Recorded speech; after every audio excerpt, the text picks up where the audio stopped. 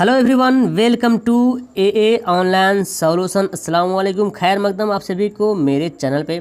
तो आज हम लोग बिहार उर्दू अनुवादक का प्रैक्टिस नंबर 40 पढ़ने वाले हैं और इससे पहले 39 प्रैक्टिस सेट अपलोड कर दिए हैं। पीडीएफ आपका डिस्क्रिप्शन में मिल जाएगा, तो सभी का पीडीएफ आप देख लेंगे। डिस्क्रिप्शन में सारा लिंक दिया हुआ है और सभी का पीडीएफ जो है इसी वीडियो के और हर वीडियो के डिस्क्रिप्शन में डाला हुआ है। तो बहुत सारा बोल रहे थे कि सर पीडीएफ तो दे रहे हैं लेकिन आंसर नहीं दे रहे, तो आप एक बार वीडियो तो देख लीजिए और फिर से आंसर सेट प्रैक्टिस कर सकते हैं। ओके, इसलिए मैं आंसर नहीं दे पा रहा हूँ और एक जगह मैं आंसर इसको भी नहीं बना पाया हूँ, तो मुश्किल से आपको सेट प्रैक्टिस बनाने में टाइम लगता है। तो कम से कम एक बार तो खुद से एक वीडियो देख लिया कीजिए थोड़ा सा, ताकि मैं जो बना रहा हूँ थोड़ा मुझे भी लगे कि हाँ आप भी देखें। और देखने के बाद जो लाइक का बटन लाइक भी किया कीजिए, तो लगेगा आपको कि मेरा मेहनत सही जा रहा है, अच्छा लग रहा है जो मैं बना रहा हूँ। ओके, तो पीडीएफ जरूर डाउनलोड किया कीजिए और खुद से प्रैक्टिस किया कीजिए। और आंसर जो ना लगे तो अभी ही जो पढ़ रहे हैं उसी का आंसर आप चाहे तो नोट करके साइड में एक कहीं पे पेज में नोट कर लीजिए। ओके, आइए तो स्टार्ट कर लेते हैं इसको। तो यहाँ पे देखिए, सबसे पहले यहाँ पे सवाल है अफ़क़ की जमा क्या है। आफाक, अफूक, दोनों या कोई नहीं। तो चलिए जल्दी से आप लोग फटाफट आंसर दीजिए यहाँ पे, है ना। तो इसका सही आंसर क्या होगा? ऑप्शन हमारा ए यहाँ पे राइट होगा। अफ़क़ की जमा क्या है? आफाक यहाँ पे राइट आंसर है। ओके, वालेकुम अस्सलाम। यहाँ पे ए जो यहाँ पे करेक्ट आंसर होगा आफाक। चलिए नेक्स्ट सेकंड सवाल है बाकी की जमा क्या है। बाकी की जमा क्या है? बाकियात, बवाकी, बवाकियात या कोई नहीं। तो चलिए इसका आंसर बताइए दो का। बाकी की जमा क्या है? तो दूसरा नंबर का आंसर बिल्कुल यहाँ पे राइट आंसर बी होगा। बाकी की जमा है बवाकी। ऑप्शन हमारा बी जो है बिल्कुल करेक्ट आंसर होगा। बी यहाँ पे राइट आंसर होगा। ओके, तो पीडीएफ जैसे कि मैं डेली तो नहीं बना पा रहा हूँ, एक दिन छोड़ के मैं बोला था कि बनाऊंगा, लेकिन उसमें भी वक्त नहीं मिल पा रहा। तो थोड़ा सा मतलब कहने का मतलब ये है कि लॉकडाउन चल रहा है, ये चल रहा है, वो चल रहा है, मज़ा भी नहीं आ रहा पढ़ने में। आप लोग को पढ़ाने में मज़ा हमको नहीं आ रहा कि पता नहीं एग्ज़ाम कब होगा क्या होगा। तो इसीलिए मैं थोड़ा से सुस्ता जा रहा हूँ और मुझे वक्त भी नहीं मिल पा रहा, मुश्किल से टाइम निकालना पड़ रहा आप लोग के लिए। इमाम की जमा क्या है? बिल्कुल यहाँ पे राइट आंसर होगा। 3 का ऑप्शन है बी होगा। आइम्मा यहाँ पे राइट होगा। इमाम की जमा क्या है? आइम्मा। ओके ठीक है, तो ये तो इजी वाला सवाल है। चौथा नंबर सवाल देखिए, इनमें से तानिस कौन है? तानिस बताना है। नाम, तासीर, हामिल, इंसाफ। तो चलिए 4 का आंसर दीजिए। 4 का यहाँ पे राइट आंसर होगा। देखिए नाम जो है तज़कीर है, हामिल भी तज़कीर है, इंसाफ तो जानते ही तज़कीर है। तो आंसर हमारा जो है बी यहाँ पे राइट आंसर होगा। बी यहाँ पे राइट आंसर होगा, तासीर। ओके, नेक्स्ट 5वां सवाल है इनमें से तज़कीर कौन है? तज़कीर बताना है। तो देखिए चादर क्या है? तानिस है। हस्ती क्या है? तो आप बोलेंगे तानिस है ना। और हवा तो जानते हैं, तो ऑप्शन हमारा क्या होगा? सी करेक्ट होगा। मज़ार ऊंचा है, ये उनका मज़ार है, ये उनका मज़ार है। ऑप्शन हमारा क्या होगा? सी यहाँ पे राइट होगा। मज़ार जो है तज़कीर है। 6 नंबर सवाल देखिए, इनमें से तानीस कौन नहीं है? ओके, इनमें से तानीस कौन नहीं है? लत, लिहाज, किताब, क़यामत। तो ये तो बहुत ईजी वाला है, तज़कीर और तानीस यहाँ पे पहचानना। तो ऑप्शन हमारा 6 का बिल्कुल सही, बिल्कुल सही। ऑप्शन जो है 6 का बी यहाँ पे राइट होगा, लिहाज।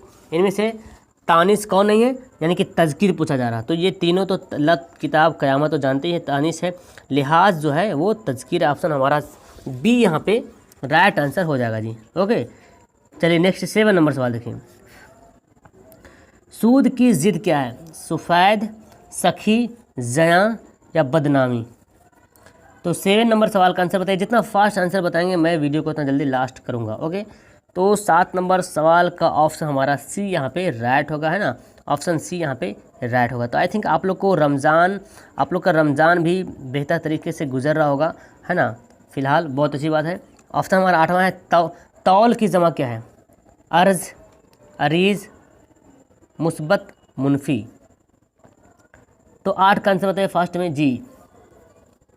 बहुत अच्छा, 8 का जो आंसर होगा ऑप्शन हमारा ए यहाँ पे राइट होगा। तौल की ज़िद क्या है? अर्ज। ऑप्शन हमारा जो है ए होगा, बिल्कुल करेक्ट होगा।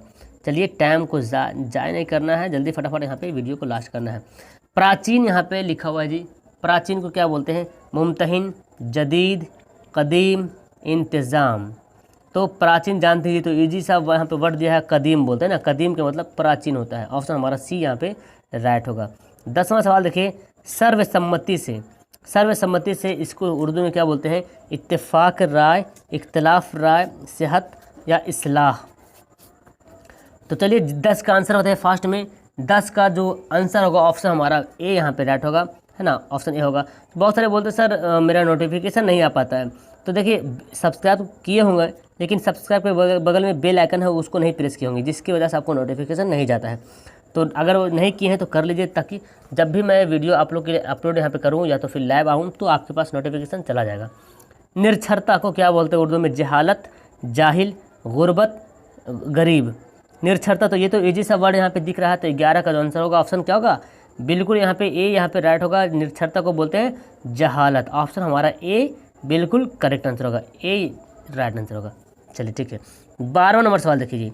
विचाराधीन, विचाराधीन को क्या बोलते हैं उर्दू में? ज़ेर ज़िक्र, ज़ेर गौर, ज़ेर इल्म, नज़रिया। तो ये भी इजी वाला वर्ड है। 12 का जो आंसर होगा ऑप्शन हमारा बी यहाँ पे बिल्कुल करेक्ट होगा, बी आंसर यहाँ पे राइट होगा। ओके चलिए ठीक है, नेक्स्ट 13 नंबर सवाल देखिए। तो जल्दी से फटाफट आप लोग यहाँ पे आंसर देने की कोशिश कीजिए। विख्यात को क्या बोलेंगे? नाराज़, पागल, नामवर, अदम इर्तिकाज़। तो विख्यात के मतलब जानते हैं जिसको फेमस बोलते हैं, मशहूर बोलते हैं।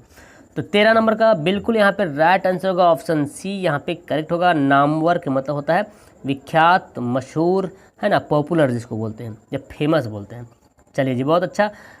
अब यहाँ पे उर्दू से हिंदी मीनिंग बताना है। सियासतदां, सियासतदां को क्या बोलेंगे हिंदी में? राजनीति, राजनीतिज्ञ, राजनीतिक या सभी। तो 14 नंबर सवाल का आंसर बताइए फास्ट में। 14 का आंसर क्या होगा? 14 का आंसर आगे मेरे पास ऑप्शन हमारा बी यहाँ पे राइट होगा। सियासतदां ये आपका नॉन है, राजनीतिज्ञ। ऑप्शन हमारा क्या होगा? बी यहाँ पे राइट होगा। ओके चलिए ठीक है, नेक्स्ट है 15 नंबर सवाल बताइए। जो ज़्यादा सवाल है यहाँ पे 35 नंबर सवाल है, और आपको पता है यहाँ पे 40 प्रैक्टिस सेट है, 40 प्रैक्टिस सेट। जो लोग नहीं देखे हैं प्रैक्टिस सेट पीछे वाला तो ज़रूर उसको देखिएगा। मेरे ख्याल से इतना सारा प्रैक्टिस सेट बन गया, जो न्यू स्टूडेंट, न्यू कैंडिडेट भी अगर आ जाएंगे और इन प्रैक्टिस सेट को अगर यूज़ कर लेते हैं, लगा लेते हैं, तो मेरे ख्याल से उनको मैं बता रहा हूँ लगभग 75% तो पक्का उसको याद हो जाएगा, समझ में आ जाएगा किस रूप से करना है, तैयारी कैसे पढ़ना है। तो बहुत कुछ वो सीख जाएंगे। और मेरे ख्याल से आप लोग भी मेरे हिसाब से कुछ ना कुछ तो मैं फ़ायदा पहुंचा ही रहा हूं आप लोग को, और आप लोग भी खुद से पढ़े रहे टेलीग्राम से। तो रुझान को क्या बोलेंगे? रुझान। तो 15 का यहाँ पे जो राइट आंसर होगा ऑप्शन हमारा ए यहाँ पे राइट होगा, मनोवृत्ति, है ना। रुझान को क्या बोलते हैं? मनोवृत्ति बोलते हैं। ऑप्शन हमारा ए यहाँ पे करेक्ट होगा। नेक्स्ट 16 नंबर सवाल है लड़कपन।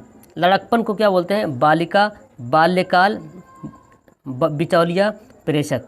तो ये तो इजी सा वर्ड यहाँ पे आराम से पकड़ लेंगे। बालिका का मतलब तो लड़की होता है, लेकिन यहाँ लड़कपन दिया हुआ है तो बाल्यकाल, है ना, या बाल्यकाल यानी कि बचपना जिसको बोलते हैं। ऑप्शन हमारा जो है बी यहाँ पे राइट आंसर हो जाएगा जी। ओके अब आइए सवाल नंबर 17 की ओर चलते हैं। तो यहाँ पे देखिए सवाल नंबर 17 है जोग्राफिया। जोग्राफिया को क्या बोलेंगे उर्दू में? भूमिका, भूस्वामी, भौगोलिक, भ्रष्टाचार। तो चलिए 17 नंबर सवाल का आंसर बताइए। 17 का जो आंसर यहाँ पे होगा ऑप्शन बिल्कुल यहाँ पे सी यहाँ पे राइट आंसर होगा। 17 का भौगोलिक, है ना। जोग्राफिया को क्या बोलते हैं? भौगोलिक बोलते हैं, राइट आंसर होगा आपका। नेक्स्ट 18 नंबर सवाल देखिए। खत। खत को क्या बोलते हैं जी हिंदी में?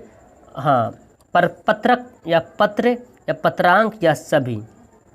तो 18 का आंसर बताइए फिर क्या होगा? 18 का जो बी बिल्कुल सही यहाँ पे बी यहाँ पे राइट। पत्र के मतलब खत होता है, ये तो इजी वाला वर्ड था। अब आपको कुछ ग्रामर का सवाल यहाँ पे है। जेल में से कौन इसमें आम की किस्म है? इसमें आम की किस्म कौन सी है ये बताना। इसमें कैफियत, इसमें जमा, इसमें ज़र्फ़, इसमें लक़ब। इसमें आम की किस्में कौन सी इसमें है? तो ऑप्शन हमारा बिल्कुल यहाँ पे राइट आंसर होगा, जो डी यहाँ पे राइट होगा ना। इसमें लक़ब जो है इसमें आम की किस्में हैं। ऑप्शन हमारा जो है डी यहाँ पे करेक्ट होगा। ठीक है, नेक्स्ट यहाँ पे 20वां नंबर सवाल देखिए। किसी की खूबी, बुराई या वस्फ की वजह से जो नाम पड़ जाता है, ओके, तो उसको क्या कहते हैं? खिताब कहते हैं, लक़ब कहते हैं, उर्फ़ कहते हैं या कुन्यत कहते हैं।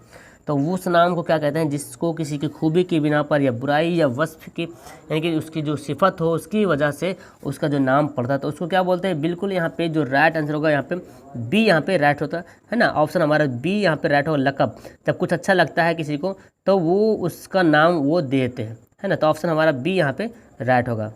चलिए 21 नंबर सवाल देखिए क्या बोलता है जी, जो इसमें किसी औजार या हथियार का नाम बताए। तो ये इजी वाला वर्ड है, मेरे ख्याल से आप लोग तो ग्रामर का तो मास्टर ही है ना, कहने की तो कुछ ज़रूरत नहीं है माशाल्लाह, जहाँ तक मेरा अनुभव है आप लोग से। जो इसमें किसी औजार या हथियार का नाम बताए उसे क्या कहते हैं। इसमें हालिया, इसमें आला, इसमें मुकब्बर, इसमें औजार। तो 21 का आंसर यहाँ पे बी यहाँ पे राइट होगा, इसमें आला। इसमें आला के मतलब होता है, आला के मतलब ही औजार। ऑप्शन हमारा बी यहाँ पे करेक्ट आंसर हो जाएगा जी। ओके 22वां सवाल देखिए, ज़ुबान की खास सूरतें हैं। ज़ुबान की खास कितनी सूरतें, यानी कि भाषा जिसको बोलते हैं जी। तो जानते हैं भाषा की कितनी किस्में हैं। तो ये तो बहुत ईजी वाला सवाल है, बच्चा वाला सवाल। ऑप्शन हमारा डी यहाँ पे राइट होगा, है ना, पढ़े भी होंगे। तहरीरी ज़बान और तकरीरी ज़बान, यानी कि मौखिक और लिखित, ये दो भाषा होते हैं। तो ऑप्शन हमारा डी क्या होगा, राइट होगा। और आज जो जीके का जो सवाल है मेरे ख्याल से बहुत बेहतर सवाल है, मेरे ख्याल से देखेंगे आप, अच्छा लगेगा। उर्दू फारसी का रस्मुल ख़त है क्या है, रोमन, फारसी, हिंदी या देवनागरी।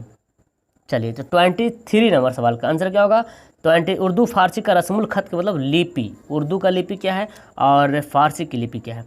तो 23 का आंसर यहाँ पे बी होगा, राइट। उर्दू की भी लिपि फारसी है और फारसी का रस्मुल ख़त भी फारसी है। उर्दू फारसी दोनों का जो है फारसी है। ऑप्शन हमारा बी है। रोमन तो जानते हैं इंग्लिश का है, हिंदी तो हिंदी का ही है, संस्कृत का भी हिंदी हिंदी का नहीं, हिंदी का देवनागरी है, संस्कृत का भी देवनागरी है। आपका 24 नंबर सवाल है, दुनिया के तमाम काम किस ज़बान में किए जाते हैं, मलफूजी, तकरीरी, अलामती, तहरीरी। तो यहाँ पे जो सटीक आंसर होगा, दुनिया के तमाम काम किस ज़बान में किए जाते हैं। तो जो काम के बात आ गया यहाँ पे, काम, तो काम जो करते हैं लिख के करते हैं, नोट से बनता है, सॉफ्ट हो या हार्ड हो। तो ऑप्शन हमारा डी यहाँ पे तहरीरी, यानी कि लिख करके जो काम बनता है। ऑप्शन हमारा डी यहाँ पे राइट, यानी कि ज़्यादा करके, मोस्टली ज़्यादातर जो है आपका तहरीरी काम होता है। ओके नेक्स्ट यहाँ पे 25वां सवाल। अब आपका जो सवाल है कुछ उर्दू से ही मैं जीके ला दिया हूँ, मतलब उर्दू जो पढ़ रहे हैं उसी से ही। अफसाना टूबाटेक सिंह किसकी तसनीफ़ है, यानी कि किसकी तसनीफ़ है, ये लिखी हुई किसकी है। प्रेमचंद्र, मंटू सिंह, बैदी, शहादत हुस्न मंटू, शहादत हसन मंटू यहाँ पे है ना, नून यहाँ पे छुट गया है। तो ये तो पढ़ ही रहे हो आप लोग, बहुत सारे हैं जो यहाँ पे ग्रेजुएशन से भरे हैं फॉर्म, तो उनके लिए ये सवालात काफ़ी अहम हैं। ग्रामर तो है ही है, और उनके लिए जो ये सब सवालें हैं किताब का जो है, ये सब 9, 10 वाला जो बुक है वही सब उर्दू का है। तो ऑप्शन हमारा डी यहाँ पे राइट होगा, सादत हुस्न मंटू या हसन मंटू, सादत हसन मंटू। ऑप्शन हमारा डी यहाँ पे राइट होगा, अफसाना टूबाटेक सिंह के मुसन्निफ। चलिए नेक्स्ट यहाँ पे 26 नंबर सवाल। तो मैं यहाँ पे कोई हार्ड सवाल नहीं दिया हूँ, मेरे ख्याल से जो इंटर वाले हैं वो भी बना सकते हैं इसको। मौलाना अबुल कलाम आज़ाद की जाए पैदाइश कहाँ हुई, लखनऊ, दिल्ली, मक्का, कलकत्ता। तो ये बहुत ही सवाल आप शुरू से पढ़ते आ रहे हैं। ऑप्शन क्या होगा, बिल्कुल यहाँ पे राइट आंसर होगा ऑप्शन हमारा सी, यानी कि मौलाना अबुल कलाम आज़ाद की जाए पैदाइश कहाँ है, मक्का शरीफ में। ऑप्शन हमारा सी यहाँ पे क्या होगा, बिल्कुल सही आंसर होगा। ओके मेरे ख्याल से आपको समझ में आ रहा होगा। चलिए 27वां नंबर सवाल देखिए, ये भी इजी वाला सवाल है, पढ़ ही चुके होंगे आप। रुबाई में कुल कितने मिसरे होते हैं। तो 27 का आंसर क्या होगा, बिल्कुल यहाँ पे बी यहाँ पे राइट होगा। रुबा के मतलब होता है 4, अरबा से बना रुबाई, है ना। तो ऑप्शन हमारा क्या होगा, बी यहाँ पे करेक्ट आंसर होगा। रुबाई में 4 मिसरे होते हैं। नेक्स्ट यहाँ पे देखिए, बागो बहार किसकी तसनीफ़ है। ओके बागो बहार के तसनीफ़ कौन है, यानी कि बागो बहार के लिखने वाले कौन है ये बताना है। नारायण प्रसाद बेताब, हकीम अहमद सुज्जा, मीर अमन दहलवी, वाहिदुद्दीन सलीम। तो ये भी इजी वाला सवाल है ना। तो बागो बहार के मुसन्निफ़ कौन है, तसनीफ़ कौन है, किसकी तसनीफ़ है। तो बिल्कुल यहाँ पे सी यहाँ पे राइट होगा, मीर अमन दहलवी। तो 28 का आंसर क्या होगा, सी यहाँ पे राइट होगा, मीर अमन दहलवी बागो बहार के लिखने वाले हैं। चलिए 29 सवाल देखें, गालिब की सिवाने हयात यानी कि जीवनी, यादगार गालिब किसने लिखी। तो ये भी सवाल बनता है कि यादगार गालिब क्या, गालिब की सिवाने हयात है, और उसके लिखने वाले कौन है, शिबली यानी कि शिबली नुमानी, सर सैयद अहमद खां, हाली, मोहम्मद हुसैन आज़ाद। तो 29 नंबर का आंसर क्या होगा, बिल्कुल यहाँ पे ऑप्शन सी यहाँ पे राइट होगा, गालिब की सिवाने हयात यादगार गालिब किसने लिखी, तो हाली यहाँ पे राइट आंसर होगा। अब आपका यहाँ पे सवाल आ गया है ट्रांसलेशन का, जो कि इस क्यूज़ का, इस सिलेबस का सबसे अहम जो माना जाता है आपका ट्रांसलेशन है। और हर बहुत लोग इसमें गलती करते हैं, लेकिन आप लोग यहाँ पे इतना सारा सेट बना लिए हैं, इतना सारा पढ़ रहे हैं, तो मेरे ख्याल से गलती तो होगा ही नहीं। फिलहाल अच्छे ही करेंगे। नज़रिया क्या लिखे, नज़ीर को अवामी शायर तस्लीम किया जाता है। नज़ीर अकबर आबादी है ये, है ना। नज़ीर को अवामी शायर तस्लीम किया जाता है। नज़ीर को सार्वजनिक कवि माना जाता है। नज़ीर को लोक कवि माना जाता है। नज़ीर को जनता कवि माना जाता है। नज़ीर को लोकमत कवि माना जाता है। तो 30 सवाल का आंसर बताइए फास्ट में क्या होगा। देखिए यहाँ पे एक वर्ड, सारा वर्ड तो सेम ठीक है, बट एक वर्ड यहाँ पे जानना है, अवामी शायर। यहाँ पे इसका सटीक वर्ड क्या होगा, तो यहाँ पे जो सटीक वर्ड होगा जी, ऑप्शन हमारा लोक कवि। यहाँ पे राइट आंसर होगा। नज़ीर को लोक कवि माना जाता है, या तो फिर नज़ीर को लोक कवि स्वीकार किया जाता है। सबसे बेहतर यहाँ पे लोक कवि माना जाता है, ये सबसे ज़्यादा बेहतर होगा, है ना। तो ऑप्शन हमारा क्या होगा, बी यहाँ पे जो है राइट आंसर होगा जी। चलिए, आई थिंक आपको ये समझ में आ गया। 31 नंबर सवाल देखिए, हिंदुस्तान का मरकज़ी बैंक आरबीआई है। तो जो भी मैं ट्रांसलेशन में जो सेंटेंस लाया हूँ, वो मैं ऐसा सेंटेंस लाया हूँ कि लगे कि आपको कुछ फ़ायदा हो। एक तो ट्रांसलेशन बनाने का फ़ायदा हो रहा, दूसरा आपको जीके टाइप का सवालात है जो आपको फ़ायदा करेगा। तो एक तो जान गए नज़ीर अकबर आबादी के बारे में कि वो अवामी शायर के नाम से जाना जाता है, अवामी शायर के नाम से तस्लीम किया जाता है। हिंदुस्तान का मरकज़ी बैंक आरबीआई, हिंदुस्तान का मरकज़ी बैंक आरबीआई है। हिंदुस्तान का केंद्रीय बैंक आरबीआई है। हिंदुस्तान का राष्ट्रीय बैंक आरबीआई है। हिंदुस्तान का केंद्रीय बैंक आरबीआई है। तो यहाँ पे देखिएगा सटीक आंसर क्या है। देखिए पहले तो हिंदुस्तान को हिंदुस्तान ही लिख दिया, तो ये दोनों तो गया कम से। फिलहाल इसमें भारत है, तो हिंदुस्तान की जगह पे भारत सबसे बेटर होगा। भारत का केंद्रीय बैंक आरबीआई है। अगर ये नहीं रहता, है ना, ये अगर ऑप्शन नहीं रहता तो ऑप्शन हमारा बी यहाँ पे राइट होता। फिलहाल यहाँ पे जो ऑप्शन देखा जाए तो डी यहाँ पे जो है करेक्ट आंसर हो जाएगा। तो बहुत सारे हैं जो बी आंसर सटीक कर देंगे, तो याद रखें उसको इसका फ़ायदा नहीं मिलने वाला है। तो आप तो बोलेंगे सर हिंदुस्तान को हिंदुस्तान भी हिंदी में लिखा रहता है, जी रहता है, लेकिन ट्रांसलेट करेंगे तो आप सेंटेंस में देखिए, अगर सेंटेंस में ये नहीं रहता तो इसका आंसर ये होता, लेकिन यहाँ पे दिया हुआ ऑलरेडी पहले से मौजूद है, तो आंसर हमारा डी करेक्ट होगा। चलिए नेक्स्ट सवाल की ओर बढ़ते हैं जी। ये तो इजी वाला सवाल आ गया, 32 वाला। कांवर झील जिला बेगूसराय में वाक़ है। तो बहुत सारे लोग यहाँ पे होंगे बेगूसराय वाले। कांवर झील जिला बेगूसराय में वाक़ है। कांवर झील बेगूसराय जिला में स्थापित है। कांवर झील बेगूसराय जिला में स्थित है। कांवर झील बेगूसराय जिला में है। सभी सही है। तो चलिए 32 नंबर सवाल का आंसर बताइए फास्ट में क्या होगा। ओके, तो 32 का यहाँ पे आंसर आ गया, बिल्कुल यहाँ पे राइट आंसर होगा 32 का जो है बी यहाँ पे राइट होगा। जाहिर सी बात है, वाक़ के मतलब स्थित है। कांवर झील बेगूसराय जिला में स्थित है, तो इसी टाइप का रहेगा, घबराने की बात नहीं है। इसी टाइप का आपका एग्जाम में सवालात रहेंगे, बस जो मीनिंग आपको देखना है, मीनिंग समझना है ना, तो मीनिंग तो याद कर ही रहे हैं। अब हिंदी से उर्दू करना, देखिए हम पढ़ लेता हूँ हिंदी। समाज के विकास के लिए महिलाओं को शिक्षित होना आवश्यक है। ओके, यहाँ पे आवश्यक लिखा हुआ है, तो देखिए इसीलिए मैं बोलता हूँ कम से कम एक बार वीडियो देख लिया कीजिए। हो सकता है पीडीएफ देखें और मेरी जो राइटिंग है या आपको थोड़ा सा लगे कन्फ्यूज हो पढ़ने में, तो वीडियो एक बार फास्ट करके भी देख लीजिएगा तो बेहतर होगा। ओके, कन्फ्यूजन दूर हो जाएगा। समाज के विकास के लिए महिलाओं को शिक्षित होना आवश्यक है। अब यहाँ पे इसका सटीक आंसर क्या होगा। समाज की तरक्की के लिए औरतों को तालीम याफ्ता होना लाजमी है। समाज की तरक्की के लिए औरतों को तालीम याफ्ता होना ज़रूरी है। समाज की तरक्यात के लिए औरतों की तालीम याफ्ता होना ज़रूरी है। तो यहाँ पे इसका क्या आंसर होगा जी। ऑप्शन देखिए, सबसे पहले तो यहाँ देखिए लाजमी लिख दिया। लाजमी का मतलब क्या होता है, अनिवार्य होता है, लेकिन यहाँ पे आवश्यक है। तो 33 का आंसर क्या होगा, बी यहाँ पे राइट होगा। समाज की तरक्की के लिए औरतों को तालीम याफ्ता होना ज़रूरी है। ऑप्शन जो हमारा बी यहाँ पे क्या होगा, करेक्ट आंसर हो जाएगा जी। आई थिंक आपको समझ में आ गया होगा, बहुत अच्छा। चलिए 34 नंबर सवाल देखिए यहाँ पे। तो जो वीडियो को लाइव के बाद भी देख रहे हैं वो भी नीचे कमेंट बॉक्स में कमेंट कर सकते हैं। ओके, शिक्षा के आलोक में अच्छे भविष्य की कल्पना की जा सकती है। शिक्षा के आलोक में अच्छे भविष्य की कल्पना की जा सकती है। तालीम की रोशनी में अच्छे मुस्तकबिल का तस्वुर किया जा सकता है। तालीम की रोशनी में अच्छे मुस्तकबिल की तस्वुर की जा सकती है। तालीम की रोशनी में अच्छे मुस्तकबिल का तस्वुर की जा सकती है। सभी सही है। तो बहुत सौ को तो लगेगा कि सब कुछ सही यहाँ पे है, तो राइट इसका आंसर क्या होगा। फिलहाल यहाँ पे बताइए राइट आंसर क्या होगा, क्या इसका आंसर होगा। बिल्कुल यहाँ पे जो ऑप्शन जो देखा जाए 34 का, तो आंसर हमारा ए यहाँ पे राइट है। तालीम की रोशनी में अच्छे मुस्तकबिल का तस्वुर, की नहीं का तस्वुर किया जा सकता है। आंसर क्या होगा हमारा ए यहाँ पे राइट आंसर होगा जी। चलिए, और ये सवाल लास्ट है आपका। देश की स्वतंत्रता संग्राम में लाखों लोग जेल गए। मुल्क की आज़ादी की लड़ाई में मैं यहाँ पे छूट गया, लाखों फर्द जल गए, मुल्क की आज़ादी की लड़ाई में लाखों अफराद जल गए, दोनों सही है कोई नहीं। तो यहाँ से एक वर्ड से आपको यहाँ पे ऑप्शन छाट लेना क्या सही क्या गलत है। तो इसका जो आंसर यहाँ पे बी यहाँ पे राइट होगा, है ना, मुल्क की आज़ादी की लड़ाई में लाखों अफराद जेल गए। तो यहाँ पे देखिए ये आपका लास्ट हो गया। और जो आपका राजभाषा का जो किताब आया था जिसमें 10 प्रैक्टिस सेट था, उसमें देखा जाए तो काफ़ी अच्छा से लिखा हुआ और वर्ड भी दिया हुआ बहुत काफ़ी। तो उसका मैं PDF तो अपलोड कर दिया हूँ, पढ़ा भी दिया हूँ। आप अगर नहीं देखें तो 1 से लेकर मेरे ख्याल से 10 तक देखिए, या 1 से 13 तक वो मिल जाएगा, 3 अलग से होगा। तो वहाँ पे आप क्या करेंगे, उसको PDF डाउनलोड कर लीजिए और जो उसमें मेन है उसको आप छाट सकते हैं। मेरे ख्याल से आप पढ़ लिए होंगे, उसका मीनिंग ज़रूर पढ़िए आप लोग।